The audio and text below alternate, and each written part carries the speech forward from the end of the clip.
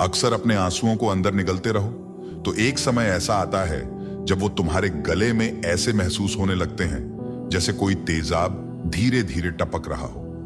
वो बहुत ही भयानक पल होता है जब तुम एक जगह बिल्कुल शांत बैठे होते हो, बहुत शांत, इतना शांत कि कोई तुम्हें रोता हुआ ना देख ले। तुम रोना नहीं चाहते, लेकिन तुम्हारे होंठ कांपना बंद नहीं करते। तुम्हारी आंखें पूरी तरह भर चुकी होती हैं। प्लीज और मैं तुमसे अनुरोध करता हूं, और प्लीज और मैं खेदा करता हूं, और प्लीज और मुझे दया दो से।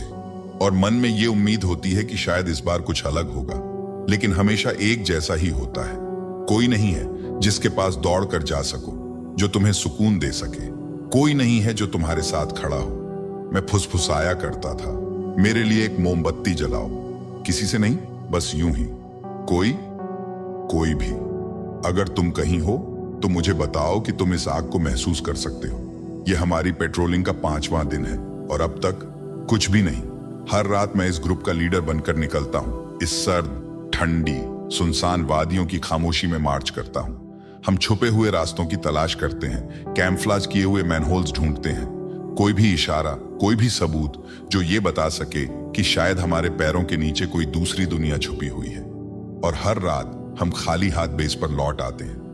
पिछले कुछ दिनों की ये बेकार मेहनत मेरे ऊपर ऐसे छा गई है जैसे कोई भारी परछाई। मेरी सारी संवेदनाएं सुन्न हो चुकी हैं। एक अजीब से बेजान से ट्रांस में डूब चुका हूं, जिससे बाहर निकलने की मेरी हर कोशिश नाकाम रही है। हर सुबह मैं उठता हूं एक हल ढूंढने के लिए, उन समस्याओं का हल जो मैंने खुद अपने लिए खड़ी कर ली है, लेकिन मुझे बिल्कुल भी नहीं पता कि इसे कैसे सही करूं। अगर वो वहां कहीं है तो वो उसे ढूंढ निकालेगा और वो उसे मार डालेगा, सिर्फ मुझे सबक सिखाने के लिए। मेरी एकमात्र उम्मीद यही है कि मैं पहले उसे ढूंढ लूं। शायद मैं उसे कहीं छुपा सकता हूं, या उसे कह सकता हूं भाग जाओ, या ये दिखावा कर सकता हूं कि वो पहले ही मर चुकी है, या शायद मैं उसे ये यकीन दिला दूं कि वो बाकी लोगों से अलग है, वो बेहतर है और उसे जिंदा रखना जरूरी है। मैं खुद को एक बेवकूफ, लाचार और बुरी तरह मजबूर इंसान की तरह महसूस कर रहा हूं। मैं फिर से एक बच्चा बन गया हूं, अंधेरे कोनों में छुपता हुआ, दुआ करता हुआ कि वो मुझे ढूंढ ना पाए। उम्मीद करता हूं कि शायद आज उसका मूड ठीक होगा, शायद आज सब कुछ ठीक हो जाएगा, शायद आज मेरी माँ की चीखें सुनाई नहीं देंगी।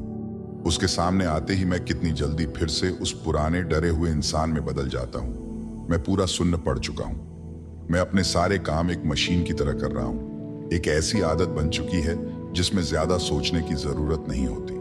चलना अब मेरे लिए बहुत आसान काम बन गया है। खाना खाना भी अब एक ऐसी चीज है जिसे मैंने मजबूरी में अपना लिया है। मैं उसके लिखे हुए नोटबुक को पढ़ना बंद ही नहीं कर पा रहा।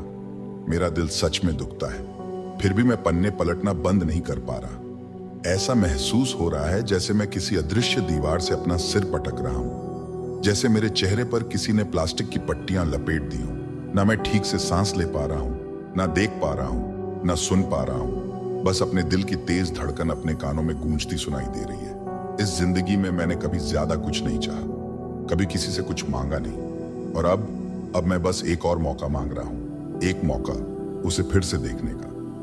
लेकिन अगर मैं कोई रास्ता नहीं ढूंढ पाया, अगर मैं उसे रोक नहीं पाया, तो मेरे पास बस उसके ये लिखे हुए शब्द ही रह जाएंगे, ये पैराग्राफ्स और सेंटेंस, ये अक्षर। मैं उसके शब्दों का पागलपन की हद तक दीवाना हो गया हूं। मैं उसकी नोटबुक हर जगह अपने साथ लेकर घूमता हूं। अपने हर खाली पल में वही शब्द पढ़ता हूं जो उसने मार्जिन में लिखे हैं। उसके लिखे हुए अंकों के साथ मैं नई नई कहानियां गढ़ता हूं। मैंने ये भी नोटिस किया है कि उस नोटबुक का आखिरी पन्ना गायब है। किसी ने उसे फाड़ कर निकाल दिया है। मैं खुद को रोक नहीं पा रहा। बार बार सोचता हूं, आखिर क्यों? मैंने उस नोटबुक को सैकड़ों बार पलट पलट कर देखा है, ढूंढा है कि कहीं और कोई पन्ना तो गायब नहीं, लेकिन ऐसा कुछ नहीं मिला। और न जाने क्यों, ये सोचकर मुझे ठगा हुआ महसूस होता है कि शायद मैंने उसका कोई अहम हिस्सा खो दिया है। ये नोटबुक तो मेरी है भी नहीं, इससे मेरा कोई वास्ता भी नहीं, लेकिन मैंने उसके शब्दों को इतनी बार पढ़ा है कि अब वो मुझे अपने ही लगने लगे हैं। मैं तो इन्हें लगभग याद से दोहरा सकता हूँ। ये बहुत अजीब एहसास है, उसकी सोच में डूबे रहना, जबकि उसे देख भी नहीं पा रहा हूँ। ऐसा लगता है जैसे वो यहीं कहीं है, मेरे ठीक सामने खड़ी है। ऐसा लगता है जैसे अब मैं उसे बहुत करीब से जानता हूं, बहुत ही निजी तौर पर। उसकी सोच के साथ मैं खुद को महफूज महसूस करता हूं, जैसे मैं उसका स्वागत किया गया कोई मेहमान हूं, जैसे कोई मुझे आखिरकार समझ पाया हो। इतना ज्यादा कि कई बार तो मैं ये भी भूल जाता हूं कि उसी ने मेरे बाजू में ये गोली मारी थी। मैं लगभग भूल ही जाता हूं कि वो अब भी मुझसे नफरत करती है, भले ही मैं उसके लिए कितनी बुरी तरह गिर चुका हूं। और मैं सच में गिर चुका हूं, बहुत गहराई तक। मैं जमीन पर गिरा, उससे भी नीचे। जिंदगी में मैंने कभी ऐसा कुछ महसूस नहीं किया, कुछ भी नहीं, बिल्कुल ऐसा नहीं। मैंने शर्मिंदगी महसूस की है, कायरता भी, कमजोरी और ताकत दोनों का स्वाद चखा है। मैंने डर देखा है और बेरुखी भी। मैंने खुद से नफरत की है और जिंदगी से घिन भी महसूस की है। मैंने वो सब देखा है जो एक बार देखने के बाद भुलाया नहीं जा सकता। लेकिन फिर भी इस भयानक, खौफनाक और जड़ बना देने वाली फीलिंग जैसा कुछ भी कभी महसूस नहीं किया। मैं अंदर से टूटा हुआ महसूस करता हूँ, लाचार, बेकाबू, और ये हर दिन और भी बुरा होता जा रहा है। हर दिन मैं बीमार महसूस करता हूँ, खाली और किसी अजीब से दर्द में डूबा हुआ। प्यार एक बेरहम कमीना है। मैं खुद को पागल बना रहा हूँ। मैं बिस्तर पर उल्टा गिर जाता हूँ, पूरे कपड़े पहने हुए, कोट, जूते, दस्ताने, सब कुछ। इतना थक गया हूं कि इन्हें उतारने की भी हिम्मत नहीं बची। ये देर रात की शिफ्ट्स ने मुझे ठीक से सोने का मौका ही नहीं दिया। ऐसा महसूस हो रहा है जैसे मैं हमेशा से थकावट की एक स्थायी हालत में जी रहा हूं। मेरा सिर तकिए से टकराता है। मैं एक बार पलकें झपकाता हूं, फिर 2 बार, और फिर मैं ढह जाता हूं। नहीं, मैं खुद को कहते हुए सुनता हूं, तुम्हें यहां नहीं होना चाहिए। वो मेरे बिस्तर पर बैठी है, अपने कोहनियों के सहारे पीछे झुकी हुई, पैर सामने की तरफ फैले हुए, टखनों पर एक दूसरे के ऊपर टिके हुए। और जबकि मेरे अंदर का एक हिस्सा समझता है कि मैं शायद सपना देख रहा हूं, फिर भी एक और हिस्सा जो कहीं ज्यादा जिद्दी और हावी है, ये मानने के लिए तैयार ही नहीं है। मेरे अंदर का एक हिस्सा ये यकीन करना चाहता है कि वो सच में यहां है, मेरे बस कुछ इंच की दूरी पर। वो ये छोटी, टाइट काली ड्रेस पहने हुए है जो बार बार उसकी जांघों तक ऊपर खिसक रही है। लेकिन उसके बारे में सब कुछ अलग लग रहा है, अजीब तरह से ज्यादा चमकीला। रंग कुछ ठीक नहीं लग रहे। उसके होठों का रंग पहले से कहीं ज्यादा गहरा, गाढ़ा गुलाबी है। उसकी आंखें और भी बड़ी लग रही हैं और गहरी। वो ऐसे जूते पहने हुए है जो मैं जानता हूं कि वो कभी नहीं पहनेगी। और सबसे अजीब बात यह है, वो मुझे देखकर मुस्कुरा रही है। हाय, वो फुसफुसाई, बस एक शब्द, लेकिन मेरा दिल पहले से ही जोर जोर से धड़क रहा है। मैं धीरे धीरे उससे दूर सरक रहा हूं, पीछे हटते हुए लगभग अपना सिर हेडबोर्ड से टकरा बैठता हूं। तभी मुझे एहसास होता है कि मेरे कंधे पर अब कोई जख्म नहीं है। मैं नीचे अपने शरीर की तरफ देखता हूं। मेरे दोनों बाजू पूरी तरह से सही सलामत हैं। मैंने सिर्फ एक सफेद टी शर्ट और अंडरवियर पहन रखा है। वो पलक झपकते ही अपनी पोजीशन बदल लेती है, अपने घुटनों के बल उठकर मेरे पास खिसकती है। वो मेरे ऊपर चढ़ जाती है। अब वो मेरी कमर पर आकर बैठ चुकी है। अचानक मेरी सांसें तेज चलने लगती हैं। उसके होंठ मेरे कान के पास हैं। उसकी आवाज इतनी नरम, इतनी धीमी। किस मी, वो कहती है। जूलियट, मैं इतनी दूर से सिर्फ तुम्हारे लिए यहां आई हूं। वो अब भी मुझे देखकर मुस्कुरा रही है। ये मुस्कान बहुत ही अनोखी है, वैसी जो उसने कभी मुझे नहीं दी। लेकिन न जाने क्यों इस पल में वो मेरी है, वो सिर्फ मेरी है। वो परफेक्ट है और वो मुझे चाहती है और मैं इसे रोकना नहीं चाहता। मैं बिल्कुल भी नहीं चाहता। उसके हाथ मेरी शर्ट को पकड़कर खींच रहे हैं, मेरे सिर के ऊपर से निकालकर फर्श पर फेंक देती है। वो आगे झुकती है और मेरे गले पर एक हल्का सा, धीमा सा किस करती है। मेरी आंखें अपने आप बंद हो जाती हैं। इस दुनिया में ऐसे कोई शब्द नहीं है जो इस वक्त मेरे अंदर उठ रहे एहसास को बयान कर सके। मैं उसकी उंगलियों को अपने सीने पर, अपने पेट पर नीचे की तरफ खिसकते हुए महसूस करता हूं। उसकी उंगलियां मेरे अंडरवियर की किनारी पर घूमती हैं। उसके बाल आगे गिरते हैं, मेरी त्वचा को छूते हुए, और मुझे अपने हाथों को जोर से भींचना पड़ता है ताकि खुद को उसे अपने बिस्तर पर जकड़ने से रोक सकूं। मेरे शरीर का हर एक नस, हर एक एहसास जिंदा हो गया है। मैंने कभी भी अपने आप को इतना जिंदा महसूस नहीं किया, ना ही कभी इतनी बेचैनी महसूस की। और मुझे पूरा यकीन है, अगर वो मेरे दिमाग में चल रहे ख्यालों को सुन पाती तो शायद दरवाजा खोलकर यहां से भाग जाती और कभी लौट कर नहीं आती। क्योंकि मैं उसे चाहता हूं, अभी, यहीं, हर जगह। मैं चाहता हूं कि हमारे बीच कुछ भी न रहे, मैं चाहता हूं कि उसके सारे कपड़े उतर जाएं, कमरे की सारी लाइट्स जलती रहें और मैं उसे देख सकूं। मैं चाहता हूं कि मैं उसके इस ड्रेस की जिप खोलूं और एक एक इंच पर पूरा वक्त लगाकर उसे महसूस करूं। मैं खुद को रोक नहीं पा रहा हूं, बस उसे देखते रहने की, उसे जानने की, उसके हर एक फीचर को महसूस करने की चाह में। उसकी नाक की हल्की सी ढलान, उसके होंठों की खूबसूरत मोड़, उसके जबड़े की सीधी रेखा।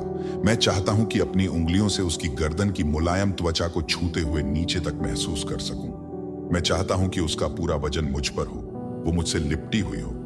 मैं अब कोई वजह याद नहीं कर पा रहा कि ये सब गलत क्यों हो सकता है या ये सब हकीकत क्यों नहीं हो सकता। मैं किसी और चीज पर ध्यान ही नहीं दे पा रहा, सिवाय इसके कि वो अभी मेरी गोद में बैठी है, मेरे सीने को छू रही है, मेरी आंखों में ऐसे देख रही है जैसे वो सच में मुझे चाहती हो। मैं सोचता हूं शायद मैं मर चुका हूं, लेकिन जैसे ही मैं आगे झुकता हूं वो पीछे हट जाती है मुस्कुराते हुए, फिर अपने पीछे हाथ ले जाकर कुछ पकड़ती है बिना मेरी आंखों से नजर हटाए। चिंता मत करो, वो फुसफुसाई। अब ये सब लगभग खत्म होने वाला है। उसके शब्द बहुत अजीब लगते हैं, फिर भी किसी तरह जाने पहचाने से। तुम्हारा मतलब क्या है? मैं कहता हूं। बस थोड़ी देर और, वो धीरे से कहती है, फिर मैं चली जाऊंगी। नहीं, मैं तेजी से पलकें झपकाता हूं, उसकी तरफ हाथ बढ़ाता हूं। नहीं, मत जाओ। तुम कहां जा रही हो? तुम ठीक हो जाओगे, वो कहती है। मैं वादा करती हूं। नहीं, लेकिन अब उसके हाथ में एक गन है और वो उसे मेरे दिल की तरफ ताने हुए खड़ी है। ये लेटर्स ही बस मेरा आखिरी सहारा है। 26 दोस्त है मेरे पास जिन्हें मैं अपनी कहानियां सुना सकता हूं। सिर्फ 26 लेटर्स ही तो चाहिए मुझे। मैं इन्हें जोड़कर समुंदर बना सकता हूं, एक पूरा इकोसिस्टम खड़ा कर सकता हूं। मैं इन्हें आपस में फिट करके ग्रह बना सकता हूं, सोलर सिस्टम्स बना सकता हूं। मैं लेटर्स का इस्तेमाल करके स्काई स्क्रेपर्स खड़े कर सकता हूं, बड़ी बड़ी मेट्रोपॉलिटन सिटीज बसा सकता हूं। ऐसे लोग, जगहें, चीजें और आइडियाज जो मेरे लिए इन 4 दीवारों से कहीं ज्यादा असली हैं। जीने के लिए मुझे बस लेटर्स की जरूरत है। इनके बिना मैं शायद मौजूद ही ना होता, क्योंकि ये शब्द जो मैं लिख रहा हूं यही इकलौता सबूत है कि मैं अब भी जिंदा हूं। आज सुबह बेइंतहा ठंड है। मैंने सजेस्ट किया था कि आज हम कंपाउंड की तरफ एक छोटी सिंपल ट्रिप करें, दिन में ही, ताकि देख सकें क्या कोई सिविलियन ऐसा है जो शकी लगे या अजीब बर्ताव कर रहा हो। अब तो मैं ये सोचने लगा हूं कि कैंट, किशिमोटो और बाकी सब शायद लोगों के बीच छुपकर ही रह रहे हैं। आखिरकार खाने पीने के लिए तो कोई सोर्स चाहिए ही होगा, कोई ऐसी चीज जो उन्हें सोसाइटी से जोड़े रखे। अंडरग्राउंड तो शायद वो कुछ उगा भी नहीं सकते, लेकिन ये सब तो बस मेरे असम्पशंस ही हैं। हो सकता है उनके पास ऐसा कोई हो जो हवा से ही खाना उगा ले। मैं जल्दी से अपने आदमियों को इंस्ट्रक्शंस देता हूं, उन्हें कहता हूं कि इधर उधर फैल जाएं और खुद को भीड़ में छुपा कर रखें। आज उनका काम है हर किसी पर नजर रखना और जो भी फाइंडिंग्स हों सीधे मुझे रिपोर्ट करना। उनके जाते ही मैं अकेला रह जाता हूं अपने ख्यालों के साथ, और यही सबसे खतरनाक जगह है। खुदा गवाह है वो मेरे सपने में कितनी असली लग रही थी।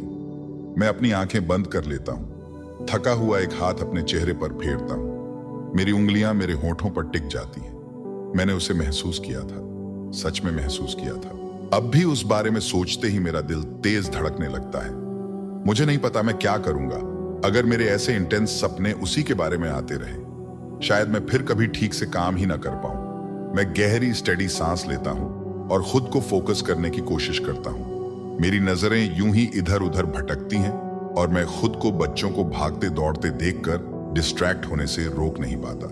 वो कितने जिंदा दिल और बेफिक्र नजर आते हैं। एक अजीब सी बात है कि ये देखकर मुझे दुख महसूस होता है कि वो इस जिंदगी में भी खुश रहना सीख गए हैं। उन्हें बिल्कुल अंदाजा नहीं है कि उन्होंने क्या खोया है। नहीं ये मालूम है कि दुनिया पहले कैसी हुआ करती थी। तभी कुछ अचानक मेरी टांगों के पीछे आकर टकराता है। मुझे एक अजीब थकी थकी सी सांसों की आवाज सुनाई देती है। मैं पलटता हूं। वो एक कुत्ता है, एक थका हुआ, भूखा, इतना दुबला पतला कुत्ता कि ऐसा लगता है जैसे हवा का एक झोंका भी इसे गिरा सकता है। लेकिन वो मुझे घूर रहा है, बिल्कुल बेखौफ, मुंह खुला हुआ, जीभ बाहर निकली हुई। मुझे जोर से हंसी आने का मन करता है। मैं जल्दी से इधर उधर देखता हूं, फिर उस कुत्ते को अपनी बाहों में उठा लेता हूं। मुझे अपने पिता को और ज्यादा नाराज करने के लिए कोई नया रीजन नहीं देना। और मैं अपने सिपाहियों पर भी भरोसा नहीं कर सकता कि वो इस बात की चुगली न करेंगे कि मैं एक कुत्ते के साथ खेल रहा था। मैं पहले से ही सुन सकता हूं कि मेरे पिता इस बारे में क्या क्या कहेंगे। मैं उस कराहते हुए क्रीचर को एक खाली पड़ी हुई हाउसिंग यूनिट तक ले जाता हूं। मैंने अभी अभी देखा था कि वहां की तीनों फैमिलीज काम पर निकल चुकी हैं और एक फेंस के पीछे छिपकर बैठ जाता हूं। कुत्ता इतना समझदार तो जरूर है कि ये जान सके अभी भौंकने का समय नहीं है। मैं अपना ग्लव उतारता हूं और जेब में हाथ डालता हूं, जहां आज सुबह नाश्ते में लिया हुआ डेनिश अभी भी रखा है। हमारी जल्दी शुरुआत की वजह से आज कुछ खाने का मौका ही नहीं मिला था, और भले ही मुझे बिल्कुल अंदाजा ना हो कि कुत्ते असल में क्या खाते हैं, मैं फिर भी वो डेनिश उसकी तरफ बढ़ा देता हूं। कुत्ता तो जैसे मेरा पूरा हाथ ही चबा डालता। उसने डेनिश 2 ही कौर में निगल लिया और एक्साइटमेंट में मेरे उंगलियां चाटने लगा, फिर उछलता हुआ मेरे सीने से लग गया और आखिरकार मेरी खुली जैकेट की गर्माहट में घुस गया। मेरे होंठों से जो हंसी निकलती है उसे मैं रोक ही नहीं पाता, और मैं रोकना चाहता भी नहीं। इतने लंबे समय बाद मुझे हंसने का मन हुआ है, और मैं खुद हैरान हूं इस बात पर कि ये छोटे छोटे भोले भाले जानवर हमारे ऊपर कितनी बड़ी ताकत रखते हैं। ये कितनी आसानी से हमारी सारी डिफेंसेस तोड़ देते हैं। मैं अपना हाथ उसके बेजान से फटे पुराने फर पर फेरता हूं। उसकी पसलियां इतनी उभरी हुई हैं कि उन्हें छूना भी असहज सा लगता है, लेकिन कुत्ते को शायद अपनी भूखी हालत से फिलहाल कोई फर्क नहीं पड़ता। उसकी पूंछ इतनी तेजी से हिल रही है और वो बार बार मेरी जैकेट से बाहर झांक कर मेरी आंखों में देखता है। काश आज सुबह मैंने अपनी जेब में सारे डेनिश ठूंस लिए होते। तभी कुछ टूटने की आवाज आती है। मुझे एक हौले से निकली हुई सांस सुनाई देती है। मैं झटके से घूमता हूं। मैं फौरन खड़ा हो जाता हूं, अलर्ट होकर उस आवाज की दिशा तलाशता हूं। आवाज बहुत करीब से आई थी। कोई मुझे देख रहा था, कोई एक सिविलियन। वो पहले ही दीवार से सटकर एक हाउसिंग यूनिट की आड़ में भाग चुकी है। हे, मैं चिल्लाता हूं, तुम वहीं रुको। वो रुकती है, ऊपर देखती है। मेरा पूरा जिस्म जैसे ढहसा जाता है। जूलियट, वो मुझे घूर रही है। वो सच में यहां है। वो मुझे घूर रही है। उसकी आंखें चौड़ी और घबराई हुई हैं। मेरी टांगें जैसे पत्थर की हो गई हैं। मैं जमीन में जड़ हो गया हूं, शब्द भी नहीं निकाल पा रहा। मुझे समझ नहीं आता कहां से शुरू करूं। इतनी सारी बातें जो मैं उसे कहना चाहता हूं, इतनी सारी बातें जो मैंने कभी उससे कही ही नहीं, और मैं बस इतना खुश हूं उसे देखकर। खुदा कसम, मैं कितना हल्का महसूस कर रहा हूं। और वो गायब हो जाती है। मैं घबराकर चारों ओर घूमता हूं, सोचता हूं क्या मैं सच में अपनी होश में हूं या फिर मेरा दिमाग अब वाकई साथ छोड़ने लगा है। मेरी नजर उस छोटे से कुत्ते पर टिकती है जो अब भी वहीं बैठा मेरा इंतजार कर रहा है। मैं उसे बस हैरानी से घूरता रह जाता हूं। समझ नहीं आता कि अभी अभी आखिर हुआ क्या है। मैं बार बार उस जगह की तरफ देखता हूं जहां मैंने उसे देखा था, लेकिन वहां अब कुछ भी नहीं है, कुछ भी नहीं। मैं अपनी उंगलियां बालों में फेरता हूं, इतना ज्यादा उलझन में, इतना डरा हुआ और खुद से इतना गुस्से में कि दिल करता है अपने बाल ही नोच डालूं। मेरे साथ ये सब हो क्या रहा है? यहां ये बुक खत्म होती है।